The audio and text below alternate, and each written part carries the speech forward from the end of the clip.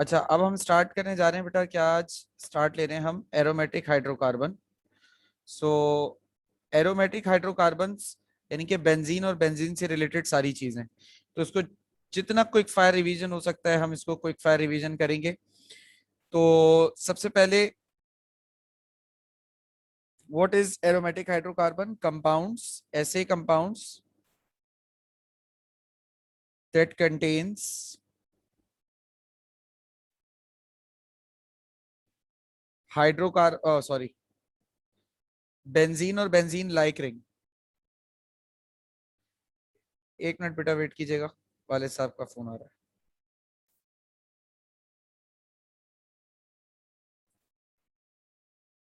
Aromatic compounds कौन से compounds होते हैं? कंपाउंड्स जो जिनके अंदर बेंजीन रिंग हो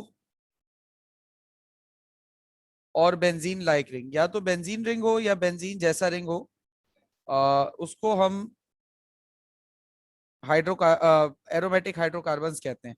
अच्छा, बेंजीन क्या है? सबसे पहले अ, इस तरह का जो हाइड्रोकार्बन होता है बेटा, उसे हम क्या कहते हैं?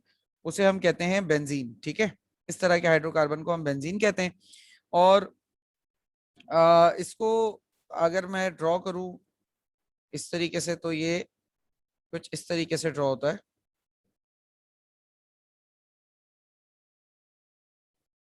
हर कार्बन के साथ एक हाइड्रोजन लगा हुआ होता है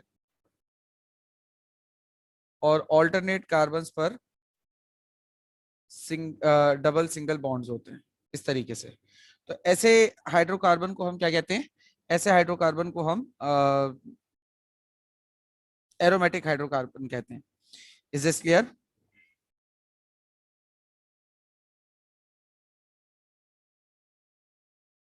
बेटा ये बात समझ में आई? Yes sir. ओके, जी सर, आ गई। चलिए ठीक है, फिर आगे चलते हैं।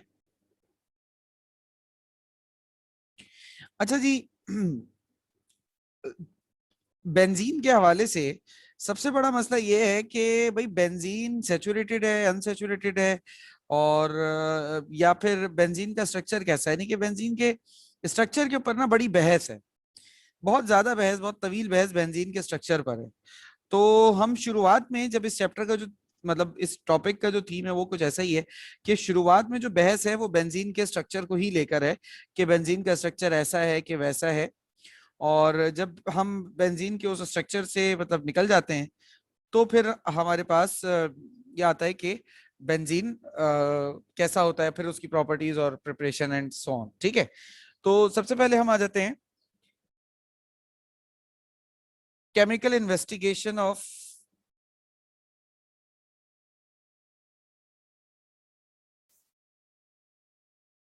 केमिकल इन्वेस्टिगेशन करके देखते हैं बेंजीन के स्ट्रक्चर की।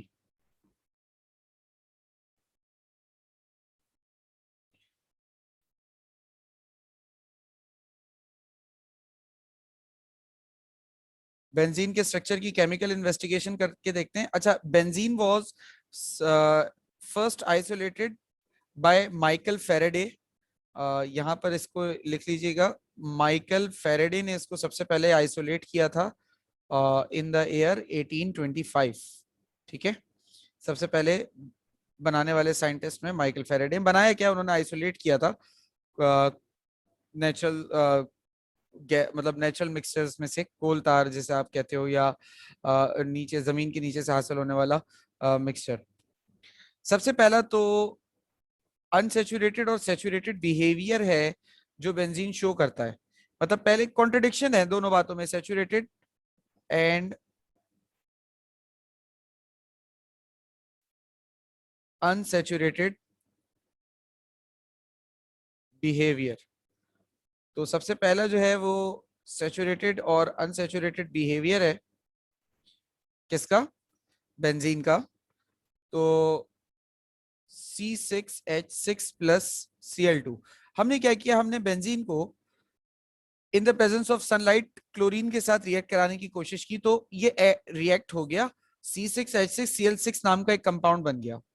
अच्छा, एक बात हमें पता है कि यार जब भी कभी कोई एडिशन रिएक्शन होता है ना, तो एडिशन रिएक्शन में कोई सब्स्टिट्यूशन प्रोडक्ट हमें हासिल नहीं होता, कोई बाय प्रोडक्ट नहीं मिलता, जो हम रिएक्टेंट ऐड कराते हैं वो उसी मेन रिएक्टेंट के साथ, मेन बॉडी के साथ जुड़ जाता है। तो ऐसे ही यहां पर हुआ। इसी तरीके से अगर हम C6H6 का रिएक्शन हाइड्रोजन के साथ कराएं और ये रिएक्शन हो इन द प्रेजेंस ऑफ निकल, और हमने इसको हीट भी किया हुआ हो कोई 300 डिग्री सेंटीग्रेड तक, तो क्या होता है, ये सारा का सारा हाइड्रोजन इसके अंदर ऐड हो जाता है और ये कन्वर्ट हो जाता है C6H12 में। अच्छा, अब ये दोनों रिएक्शन कौन से रिएक्शन हो गए? एडिशन रिएक्शन हो गए, क्योंकि इनमें कोई बाय प्रोडक्ट नहीं बन रहा। ऑन दी अदर हैंड, हमने जब बेंजीन का रिएक्शन क्लोरीन से कराया, लेकिन बजाय क्लोरीन को रिएक्ट कराने के लिए हम सनलाइट देते, इस बार हमने कैटलिस्ट दिया। तो हमने ये देखा कि बजाय सारे का सारा क्लोरीन ऐड होने के, इसमें से एक हाइड्रोजन कम होता है और उधर क्लोरीन लगता है, और वो हाइड्रोजन अलग से HCl फॉर्म कर लेता है। इसी तरीके से जब बेंजीन का रिएक्शन हमने नाइट्रिक एसिड के साथ करवाया in the presence of sulphuric acid, तो nitric acid nitrating unit provide करता है, तो उसने क्या किया, एक हाइड्रोजन को हटाया, खुद वो वहां पे लग गया और हमारे पास वाटर अलग हो गया। अब ये जो दोनों रिएक्शन थे ये सब्स्टिट्यूशन थे। अब याद रखना बेटा, एडिशन रिएक्शन अनसैचुरेटेड हाइड्रोकार्बन्स करते हैं और सब्स्टिट्यूशन रिएक्शन सैचुरेटेड हाइड्रोकार्बन्स करते हैं। तो यहां पर इसने कैसा बिहेवियर शो किया? यहां पर इसने शो किया अनसैचुरेटेड बिहेवियर, और यहां इसने शो किया सैचुरेटेड बिहेवियर। ठीक है भाई, ये बात समझ में आ गई?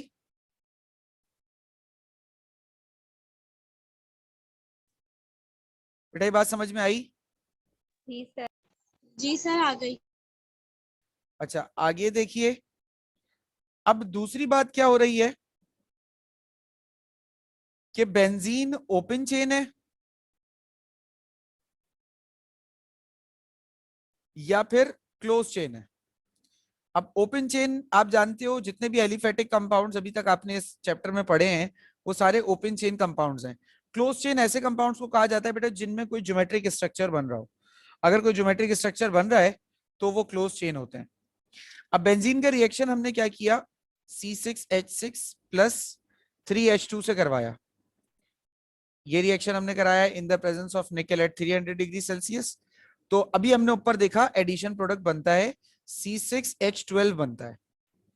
अच्छा, C6H12 अगर फॉर्मूला के लिहाज से देखा जाए तो ये C6H12 दो फैमिलीज का फॉर्मूला बनता है।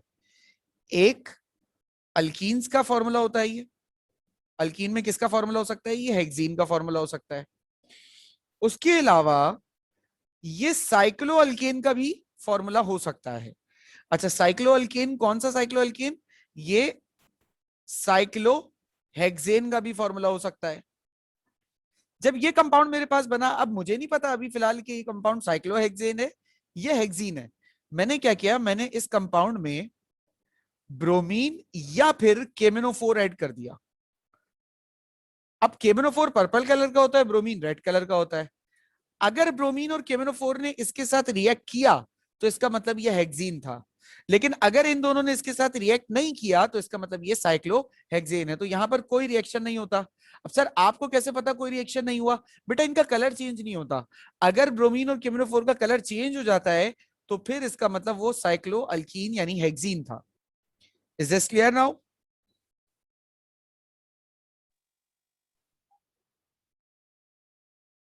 Yes sir. अच्छा जी, अब आगे आइए।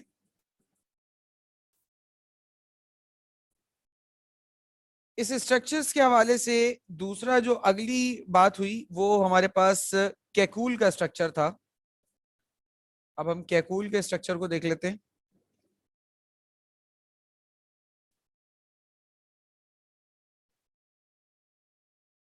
कैकूल ने थ्योरेटिकली बेटा प्रपोज किया कि बेंजीन का जो स्ट्रक्चर है वो कुछ ऐसा है कि 6 कार्बन जो है वो एक हेक्सागोनल रिंग में है, ठीक है, और इन 6 के 6 कार्बन के साथ एक एक हाइड्रोजन लगा हुआ है।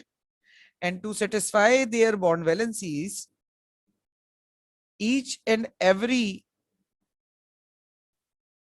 carbon alternative carbons have double bonds. तो ये कैकूल का स्ट्रक्चर था जो इसने थ्योरेटिकली कुछ एक्सपेरिमेंट्स की बुनियाद पर इसने प्रपोज कर दिया होगा कि भाई ये चीजें मैंने एक्सपेरिमेंटली ऑब्जर्व की हैं, तो आई थिंक इसका स्ट्रक्चर ये होगा। ठीक है, ये बेंजीन का वो स्ट्रक्चर था जो थ्योरेटिकली कैकूल ने प्रपोज किया था। ठीक है ना, बात समझ में आ गई ये वाली? Yes, sir. अब हमें क्या देखना है, अब हमें देखना है डिफेक्ट्स। कैकूल के स्ट्रक्चर में डिफेक्ट्स क्या थे?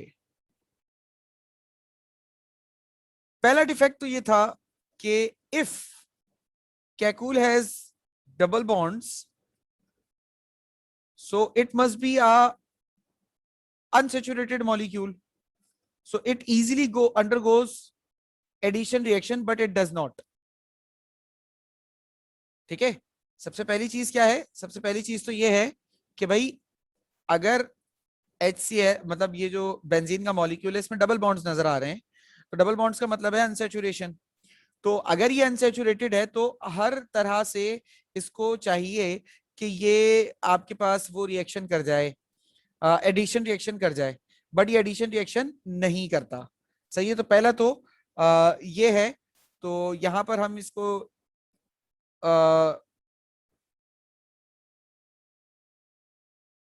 लिख लेते हैं, do not show unsaturated behaviour. इसने अनसैचुरेटेड बिहेवियर शो नहीं किया।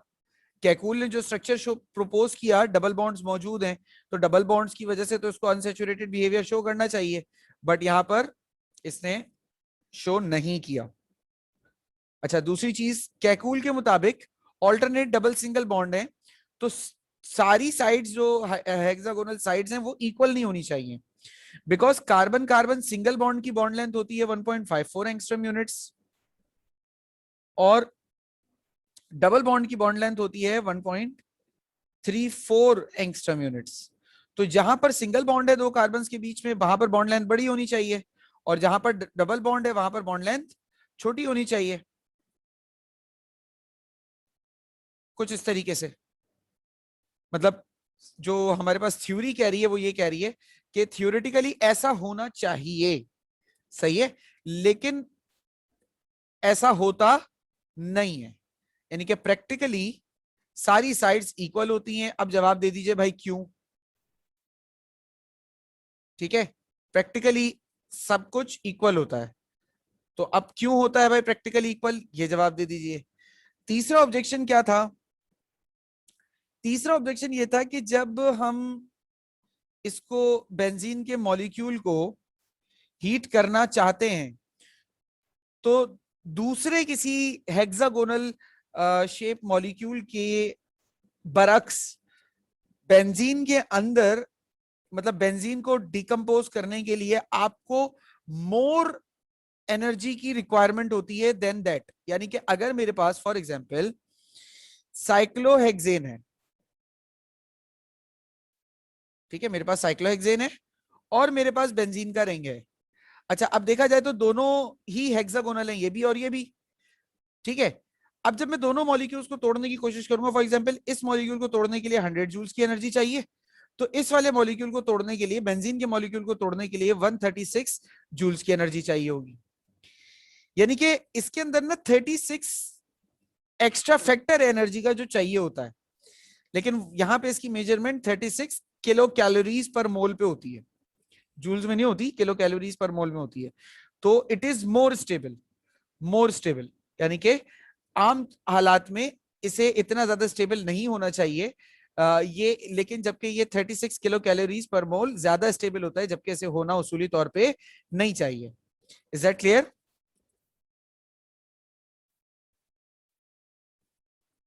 Yes, sir. तो ये तो हो गया हमारे पास बेंजीन का स्ट्रक्चर। अब बेंजीन के स्ट्रक्चर के बाद, सॉरी, कैकूल का स्ट्रक्चर, कैकूल के स्ट्रक्चर के बाद हमारे पास रेजोनेंस हाइब्रिड मॉडल आया, और ये रेजोनेंस हाइब्रिड मॉडल जो है, इसमें मुख्तलिफ साइंटिस्ट ने मुख्तलिफ तरह का स्ट्रक्चर दिया कि भाई ये होता है, ऐसा होता है और ऐसा होता है बेंजीन। आखिर में आकर सबने कहा कि भाई बेंजीन अब बनाना है ना, तो हम एक काम करेंगे, हम एक हेक्सागोनल रिंग बनाकर उसके सेंटर में इस तरीके से इलेक्ट्रॉन्स को घूमता हुआ दिखा देंगे, और ये हमारे पास एक स्ट्रक्चर हो जाएगा। मतलब इसे हम कहेंगे मॉडर्न स्ट्रक्चर ऑफ बेंजीन। ये मॉडर्न स्ट्रक्चर ऑफ बेंजीन कहलाता है। अब हम बेंजीन में डबल बॉन्ड की शो करने की जगह अंदर के इलेक्ट्रॉन्स को एक सर्कल से शो कर देते हैं। और ये जो स्ट्रक्चर है ये शो करता है, मतलब ये जो इस तरह से राउंड शेप है, ये शो करता है कि इलेक्ट्रॉन, जो पाई इलेक्ट्रॉन्स हैं इस बेंजीन मॉलिक्यूल में, वो एक जगह रुके हुए नहीं है बेटा, वो थ्रू आउट पूरे मॉलिक्यूल में रोटेट कर रहे हैं। Is that clear?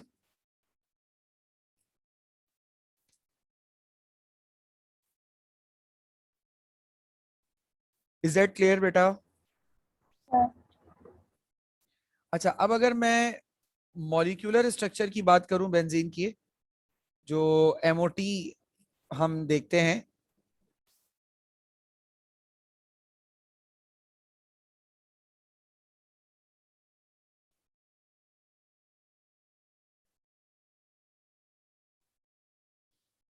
तो बेंजीन का मॉलिक्यूलर स्ट्रक्चर मैं एक ड्रॉ करता हूं आपके सामने। अल्फाज लफाजियां वगैरह भी कुछ नहीं, सीधे सीधे कॉन्सेप्ट की बात कर रहे हैं।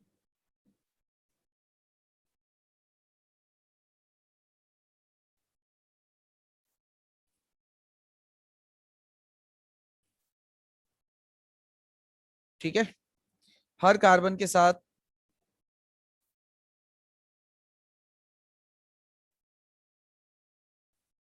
हर कार्बन के साथ एक हाइड्रोजन लगाए,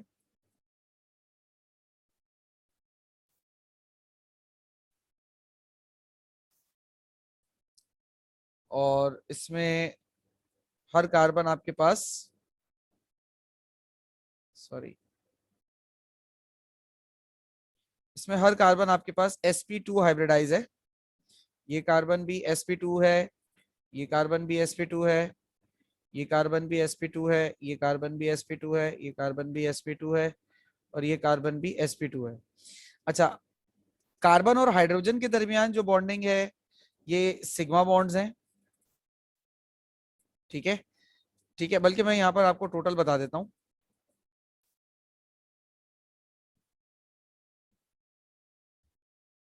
sp2 हाइब्रिडाइजेशन है। अच्छा, sp2 हाइब्रिडाइजेशन में आप जो शेप पढ़ते हैं सेंट्रल कार्बन एटम का, वो ट्राइगोनल पढ़ते हैं। बॉन्ड एंगल आप 120 डिग्रीज पढ़ते हैं, ये तो बेसिक्स हो गई। अच्छा, अब मैं सिग्मा और पाई बॉन्ड्स की बात करूं, तो हर कार्बन के दरमियान एक एक सिग्मा बॉन्ड है, और हर हाइड्रोजन से भी एक सिग्मा बॉन्ड है, तो there are total 12 sigma bonds. ठीक है, there are total 12 sigma bonds and total of 3 pi bonds. ठीक है, 12 सिग्मा बॉन्ड्स हैं, और टोटल 3 आपके पास पाई बॉन्ड्स हैं। ये आपका मॉलिक्यूलर स्ट्रक्चर ऑफ बेंजीन है। ठीक है भाई, इसमें अभी मजीद कोई सवाल?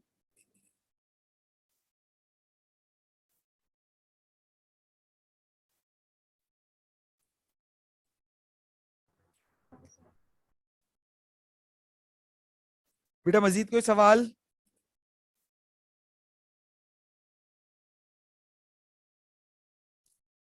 No sir. ओके। अच्छा, अब मूव करते हैं बेंजीन के रिएक्शंस की तरफ।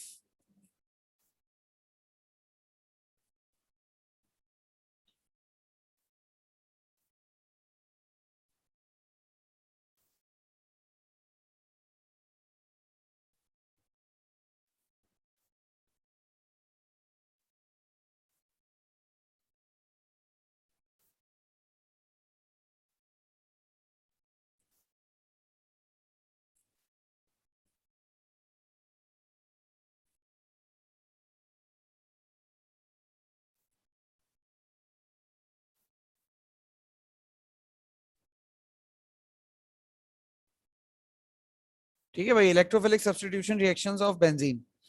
अब इलेक्ट्रोफिलिक सब्स्टिट्यूशन, इलेक्ट्रोफाइल किसे कहते हैं? जो इलेक्ट्रॉन लविंग होता है। इलेक्ट्रोफाइल इज अ स्पीशी, यहां पर हम लिख लेते हैं।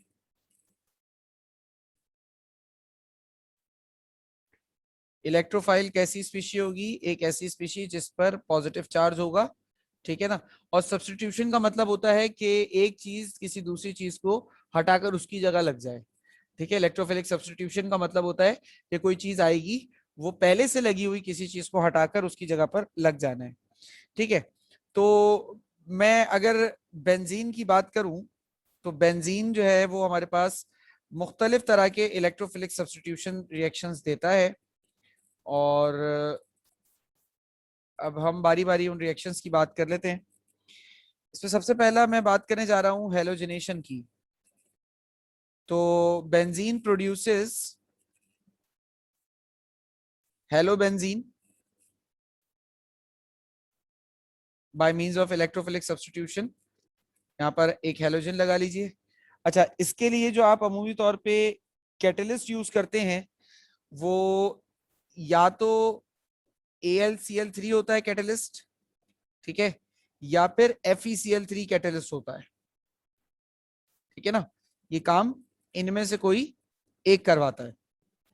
इस अमल को, इस रिएक्शन को हम क्या कहते हैं? इस रिएक्शन को हम कहते हैं कि बेंजीन की हमने क्या कराई? हेलोजिनेशन कराई। हम यहाँ लिख देते हैं, बेंजीन की हमने क्या करा दी? हेलोजिनेशन करा दी, यानी कि इसमें कोई हेलोजन को ऐड किया। अच्छा, इसी तरीके से हेलोजिनेशन के अलावा बेंजीन की हम क्या कर सकते हैं? हम नाइट्रेशन कर सकते हैं। जब हम नाइट्रेशन करते हैं बेटा, तो नाइट्रेशन में बेंजीन के ऊपर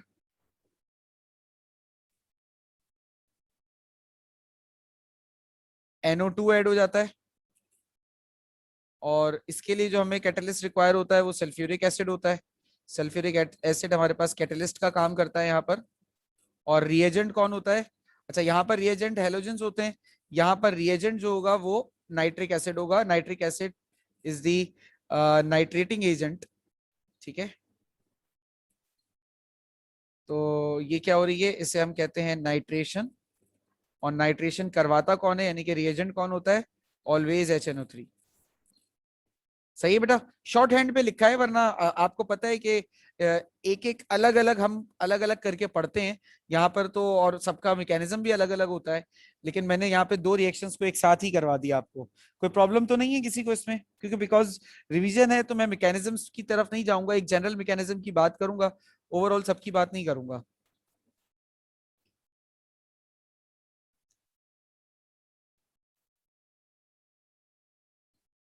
अच्छा जी, नेक्स्ट हमारे पास क्या है? सल्फोनेशन। इसमें हमारा जो बेंजीन का रिंग है उसके ऊपर सल्फोनेटिंग ग्रुप लगता है, SO3H इसे, जिसे हम कहते हैं। और इसे हम क्या कहते हैं? इसे हम कहते हैं सल्फोनेशन, यानी कि सल्फोनेटिंग ग्रुप का ऐड होना। सल्फोनेशन कौन कराता है? H2SO4 कराता है, ठीक है। रिएजेंट ये होता है।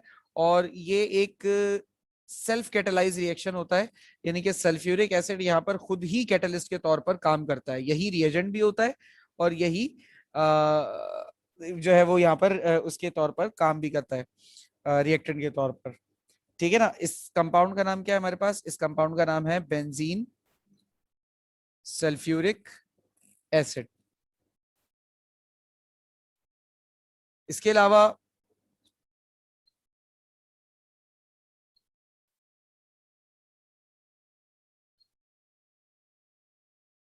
बेंजीन की अल्काइलेशन और असाइलेशन भी होती है,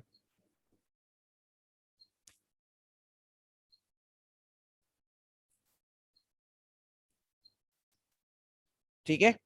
अल्काइलेशन से बेंजीन की क्या मुराद है? इसमें हम बेंजीन का रिएक्शन एसिटाइल क्लोराइड नाम के कंपाउंड से करवाते हैं। तो नतीजतन हमारे पास क्या होता है? नतीजतन हमारे पास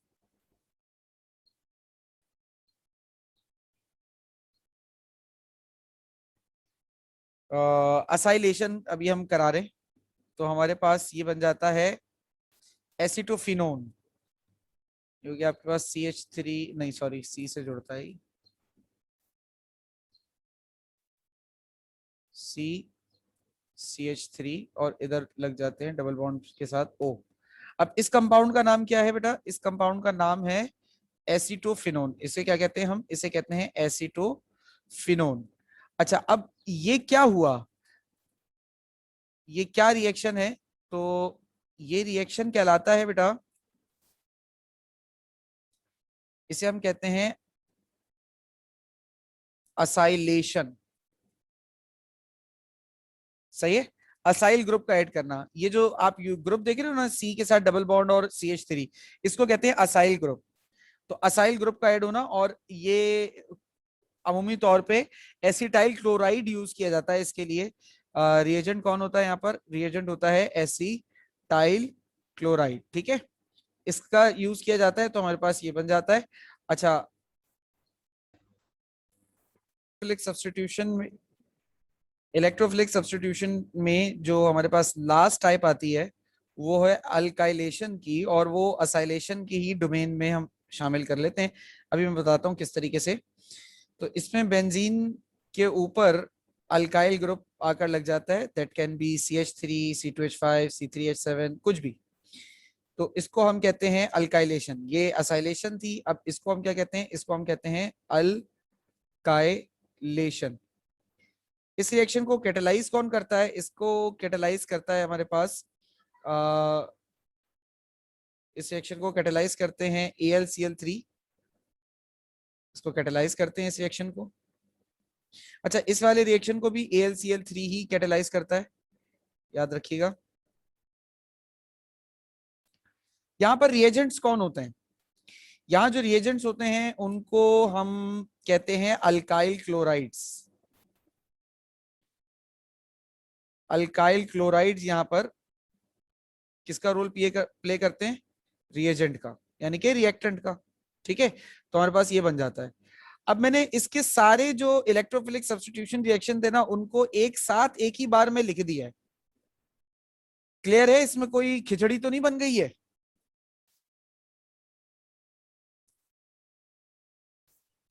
बताइए बेटा। हाँ सर, क्लियर है, क्लियर है। ओके। अच्छा, अब मैं एक काम करता हूँ, एक मरतबा इनका जनरल मैकेनिज्म भी लिख देता हूँ, क्योंकि पेपर में जनरल मैकेनिज्म आ सकता है, मतलब लिखने के लिए ना। तो एक, जितने भी सारे रिएक्शन हो रहे हैं सबका मैकेनिज्म एक जैसा होगा। मैं सिर्फ एक समझा देता हूं ताकि आप लोगों को रिमाइंड हो जाए, रिकॉल हो जाए। सबसे पहले क्या होता है भाई? सबसे पहले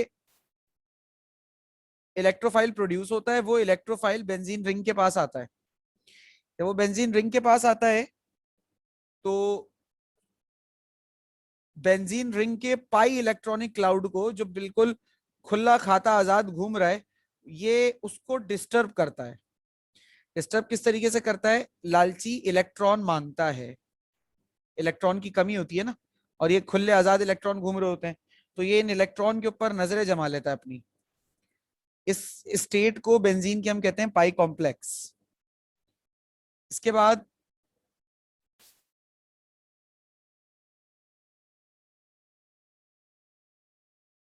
इसके बाद ये जो बेंजीन का मॉलिक्यूल होता है, ये बेंजीन का मॉलिक्यूल थ्रू आउट अपनी पोजीशन को चेंज करता है। किस तरीके से होता है ये भाई? ये जो इलेक्ट्रोफाइल होता है, ये एक पाई इलेक्ट्रॉन ले लेता है अपने, छीन लेता है बेंजीन से, और दूसरे वाले पाई इलेक्ट्रॉन के साथ बॉन्ड कर लेता है। यहाँ पर अब हाइड्रोजन भी लगा हुआ है, इलेक्ट्रोफाइल भी लग गया इस कार्बन के, एक बॉन्ड पीछे एक बॉन्ड यहाँ पर है, जिसकी वजह से इस कार्बन पर पॉजिटिव चार्ज आ जाता है, और ये पॉजिटिव चार्ज पूरे रिंग स्ट्रक्चर में रोटेट करता है। ठीक है, ये बात समझ में आई बेटा? इसके भी 3 स्टेप्स होते हैं जो मैंने लेक्चर्स के दौरान आप लोगों को समझाया होगा। अभी फिलहाल हम उसकी डेप्थ में नहीं जा रहे, हम इसको शॉर्ट करके लिख रहे हैं, तो इसे कहते हैं सिग्मा कॉम्प्लेक्स। और फिर जब लास्ट स्टेप सिग्मा कॉम्प्लेक्स से निकलता है, तो ये पॉजिटिव चार्ज पूरे रिंग में रोटेट करने के बाद फाइनली इस जगह से हाइड्रोजन पॉजिटिव को रिमूव कर देता है। तो इस तरीके से हमारा कोई भी इलेक्ट्रोफाइल इधर ऐड होता है, जिसको आप मजीद भी अपने लेक्चर्स में और बुक्स में देख सकते हैं। Is that clear? Yes sir.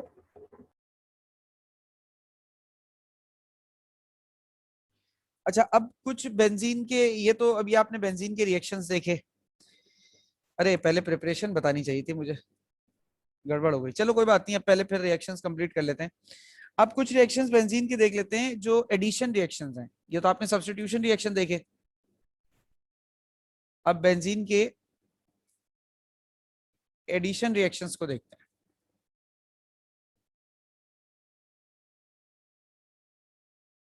तो इसमें बेंजीन किस तरीके से सामने आता है जरा देखिएगा। इसको भी मैं बिल्कुल उसी पैटर्न पे लिखूंगा जैसे मैंने अभी पहले लिखा था ना। सेंटर में बेंजीन बनाया, अब उसको जिसके जिसके साथ रिएक्ट करना है वो एक एक साइड पर लिखते चले जाओ। एप्टीट्यूड में अमूमी तौर पे हम इस तरीके से बनाकर बच्चों को बताते हैं। अगर बेंजीन का रिएक्शन मैंने H2 के साथ कराया, कंडीशन हो निकल टेम्परेचर, निकल और 300 डिग्री सेल्सियस का टेम्परेचर, तो हमारे पास साइक्लोहेक्सेन बन जाता है। ये एक साइड हो गई। दूसरी साइड पर आओ, अगर बेंजीन का रिएक्शन हम क्लोरीन के साथ करा दें और ये रिएक्शन हो रहा हो इन द प्रेजेंस ऑफ सनलाइट, तो फिर हर कार्बन के साथ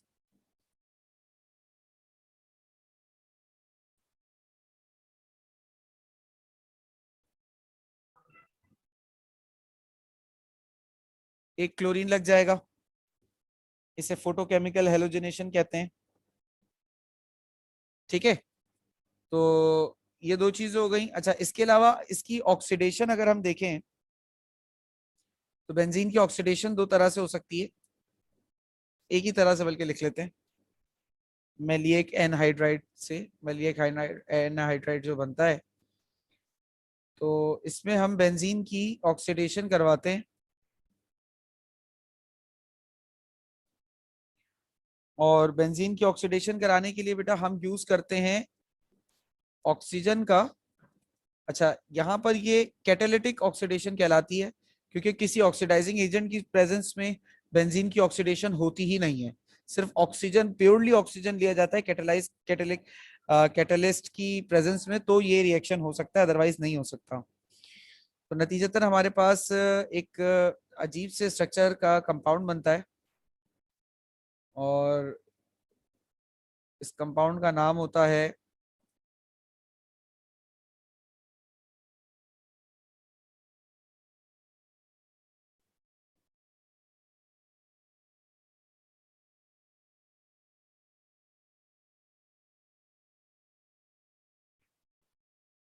ये कंपाउंड बनता है बेटा, इस कंपाउंड का नाम होता है मैलिएक एनहाइड्राइड। जब ये ऑक्सीडाइज होता है, यानी कि बेंजीन को ऑक्सीडाइज करते हैं, तो ये मैलिएक एनहाइड्राइड नाम का कंपाउंड बनता है। यहाँ डबल बॉन्ड होता है और इधर भी। ठीक है, सो होप सो आप लोगों को ये वाली बात समझ में आ गई हो। साथ में इसके कार्बन डाइऑक्साइड भी रिलीज होता है और वाटर भी बनता है। इट इज मतलब कंबस्शन नहीं होता, बट ये डिकम्पोज जब होता है तो कार्बन डाइऑक्साइड वगैरह बनाता है। अलबत्ता बेंजीन जब डिकम्पोज होता है, कंबस्ट कराया जाता है बेंजीन को प्रॉपरली, तो वो तो प्रॉपरली बेंजीन को जलाना है, तो उसका रिएक्शन जरा सा अलग होता है। 215 CO2 12 CO2 प्लस 6H2, ये होता है उसका कंबस्शन रिएक्शन बेंजीन का। अब मैंने सारे एडिशन रिएक्शन, ये दो दो रिएक्शंस ये लिखे हुए, सही है, एक 3 और एक ये 4 हो गया। Is that clear?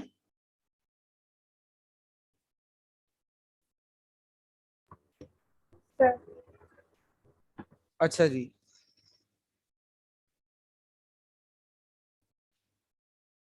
Orientation in benzene, ये अगला टॉपिक है हमारे पास और लास्ट टॉपिक भी। अच्छा, डिस्टिंग्विशिंग टेस्ट मैं आखिर में बता दूंगा, मुझे याद दिला दीजिएगा। सारे डिस्टिंग्विशिंग टेस्ट टेस्ट जो है ना पूरे कोर्स के एक साथ बता दूंगा।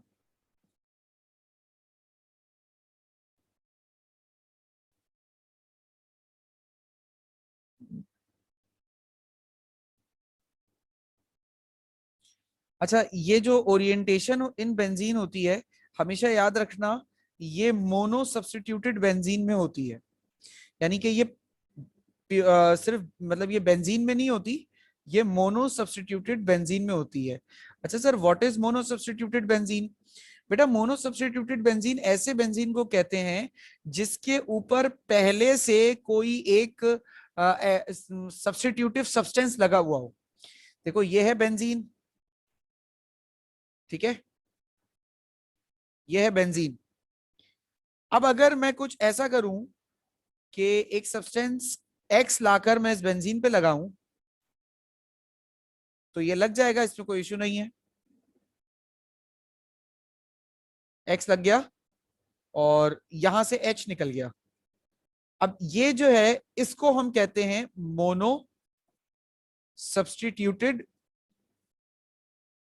बेंजीन। और मोनो सब्स्टिट्यूटेड बेंजीन अगर होता है तो और किसी मोनो सब्स्टिट्यूटेड बेंजीन में आप कोई चीज ऐड करने की कोशिश करें, बेंजीन में नहीं, मोनो सब्स्टिट्यूटेड बेंजीन में आप कोई चीज ऐड करने की कोशिश करें, तो वो चीज उस बेंजीन के मॉलिक्यूल में कहां ऐड होगी, ये फैसला करेगा पहले से मौजूद लगा हुआ ग्रुप। अब आमतौर पर जब बेंजीन की हम बात करते हैं, किसी मोनो सब्स्टिट्यूटेड बेंजीन की,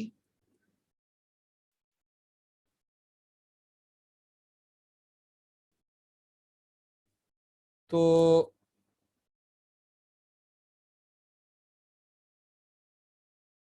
ये मोनो एक सब्स्टिट्यूटेड बेंजीन है, ये ऑर्थो पोजीशन है,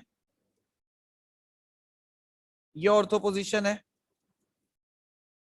ये पैरा पोजीशन है, ये पैरा पोजीशन है। ओहो, क्या कर दिया मैंने, नशा चढ़ गया है शायद।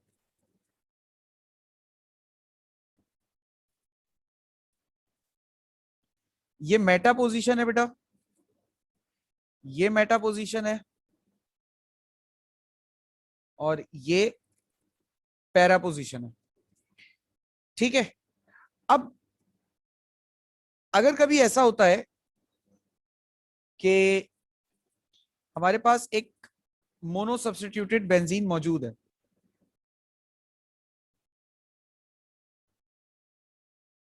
ठीक है, एक मोनो सब्स्टिट्यूटेड बेंजीन मौजूद है वाई, उधर हमने कोई जेड इलेक्ट्रोफाइल दिया कि भाई जाकर लग जाए बेंजीन पर बाकी 5 पोजीशंस में से किसी पे, तो थ्योरी ये कहती है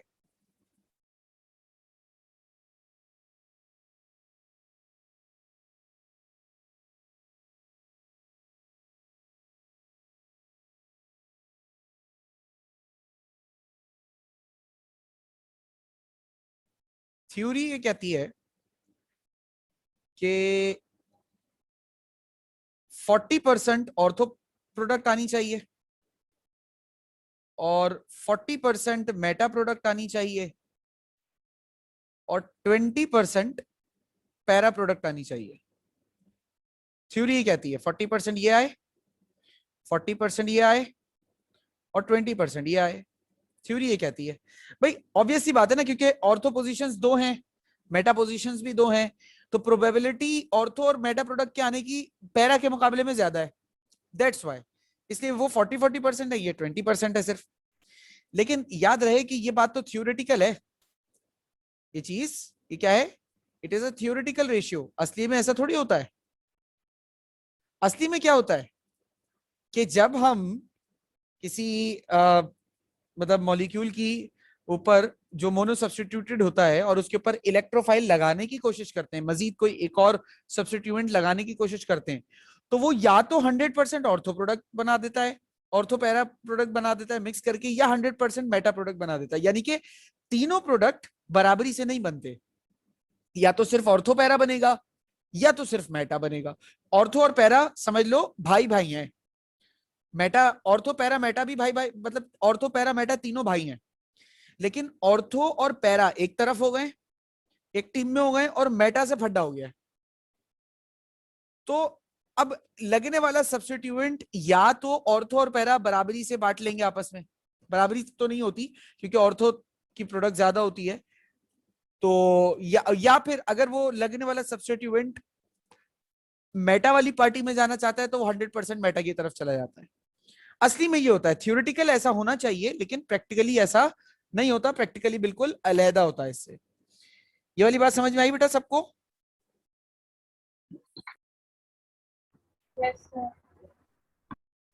अच्छा, अब ये जो ऑर्थोपैरा डायरेक्टर्स होते हैं इनको हम एक्टिवेटर्स और इस तरह से हमने नाम दिए हुए होते हैं, इसी के अकॉर्डिंग हम बात करते हैं। अब हमारे पास हर, आपको फिलहाल यहां पर क्या याद रखना है, मैं अभी आपको बता रहा हूं कुछ ऑर्थोपैरा डायरेक्टर्स।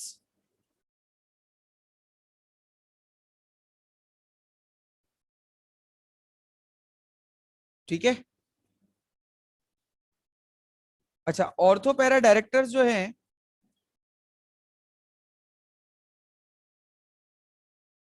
हेलोजेंस, इनमें ऑर्थोपैरा डायरेक्टर्स में हेलोजेंस होते हैं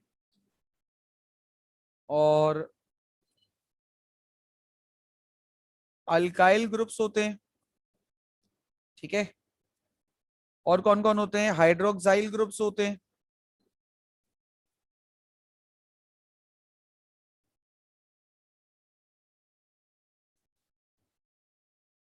अमाइन ग्रुप्स होते हैं, अमाइनो ग्रुप्स। और एल्क ऑक्साइड ग्रुप होते हैं। ठीक है। अच्छा, इनमें से ये सारे तो आपके पास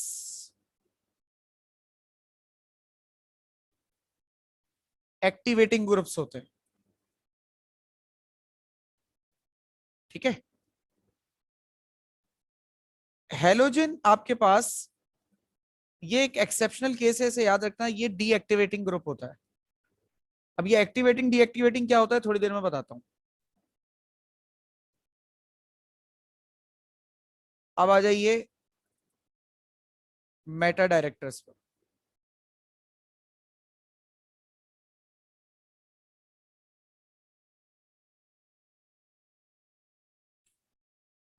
किसी ने कैमरा खोला है अपना, जरा बंद कर लीजिए उसे।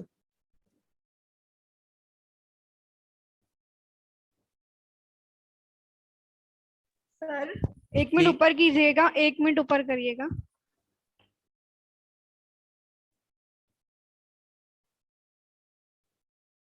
हो गया सर। मेटा डायरेक्टर में बेटा नाइट्रो ग्रुप्स होते हैं, NO2 वाले। कार्बोक्साइल ग्रुप्स होते हैं, कार्बो ऑक्सिलिक ग्रुप्स। ये कौन से होते हैं? COOH वाले।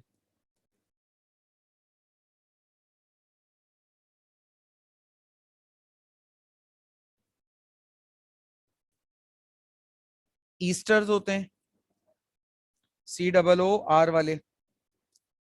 इसके अलावा एल्डिहाइड्स होते हैं, CHO वाले। जब एल्डिहाइड है तो लाजमी सी बात है कीटोन्स भी होंगे, RCOR वाले। सल्फोनिक्स ग्रुप्स जो होते हैं SO3 वाले।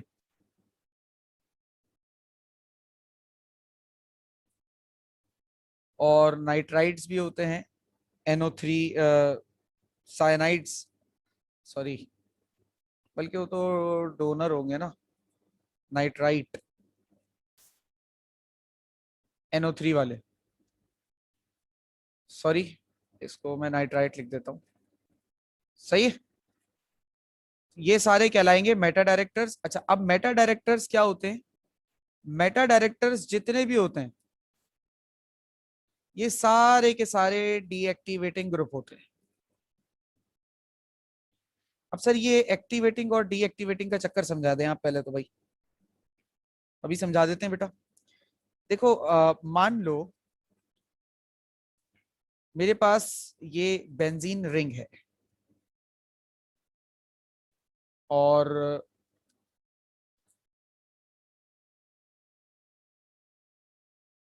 एक तरफ इसके ऊपर मैंने एक सब्सटेंस लगाया A, और एक तरफ मैंने इसके ऊपर एक सब्सटेंस लगाया,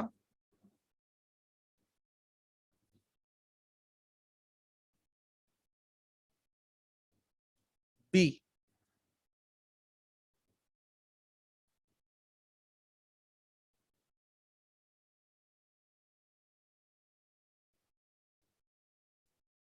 ठीक है।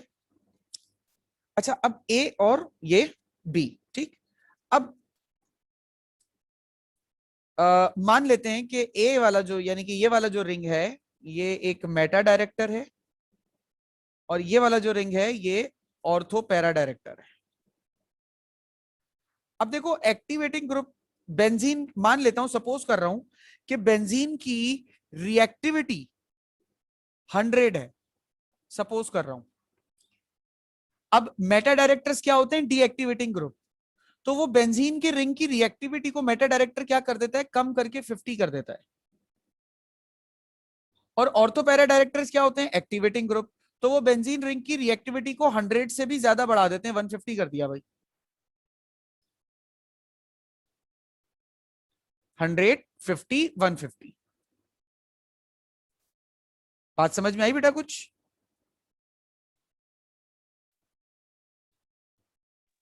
सर तो ऑर्थोपैरा पे भी तो एक डीएक्टिवेटिंग वो था। हाँ, तो वो तो एक्सेप्शनल केस है ना बेटा, ये तो अच्छा, एक्सेप्शनल हेलो। केस है। हाँ, ये आपको याद रखना है, यानी कि अगर हेलोजन लगा हुआ होगा बेंजीन पर, तो वो ऑर्थो पैरा डायरेक्ट करेगा, लेकिन वो रिंग को बजाय एक्टिवेट करने के डीएक्टिवेट करेगा। ये एक एक्सेप्शनल केस है। सही है? ठीक है बेटा, क्लियर है? जी सर। सही है सर। ओके।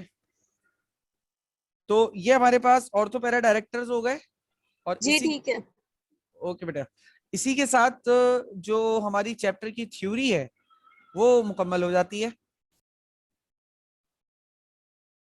तो अब ये आपके पास किट है, किट में मैंने कोई 80-100 के करीब तो एमसीक्यूज दिए हुए हैं। 60-80 एमसीक्यूज तो हैं, कितने हैं? 60 हैं। तो इन एमसीक्यूज को जरा सॉल्व कीजिए, फिर इन क्वेश्चंस को एक मर्तबा गो थ्रू करें। इन क्वेश्चंस के, अच्छा, इन क्वेश्चंस के सॉल्यूशन आपको मिल जाएंगे, सबका सॉल्यूशन मौजूद है। ठीक है। अच्छा, सॉल्यूशन कहाँ मौजूद है? आप लोगों को मैंने चैप्टर 7 की एक पीडीएफ दी थी, याद होगा आप लोगों को, पहले दी थी। डेन C7 पार्ट 1 और डेन C7 पार्ट 2 करके। एक Dane Yes, sir. C7 max थी और एक डेन C7 पार्ट 2 थी। उन दो पीडीएफ्स के अंदर ये जितने भी आपके पास इनडायरेक्ट प्रॉब्लम्स के क्वेश्चंस हैं, ये तमाम के तमाम का आंसर उसके अंदर मौजूद है। सिर्फ आपको थोड़ा सा ढूंढना है, आपको जवाब हर चीज का मिलेगा, क्योंकि मेरी पीडीएफ में मैंने तमाम के तमाम पास पेपर्स के क्वेश्चंस को कंसीडर किया था। ये पास पेपर सारे मेरे बने हुए हैं, ये एमसीक्यूज, ये short question answers, long question answer, ये सारे मेरे सॉर्टेड हैं। ठीक है। और ये एमसीक्यूज सॉल्व करने हैं। अब ये सारा काम आप करके जितना जल्दी हो सकता है आप इसको कंप्लीट कर दें। और किसी के पास अगर ये पीडीएफ्स मेरी मौजूद हैं तो काइंडली ये ग्रुप्स पे दोबारा पीडीएफ सेंड कर दीजिएगा, तो जरा बेहतर हो जाएगा। मुझे भी आगे देना है, तो बेहतर होगा कि आप लोग में से मुझे भेज दीजिए, तो मुझे आसानी हो जाएगी। ठीक है। फिलहाल आज की क्लास में यहीं ऑफ कर रहा हूँ। चैप्टर 7 कंप्लीट हो गया।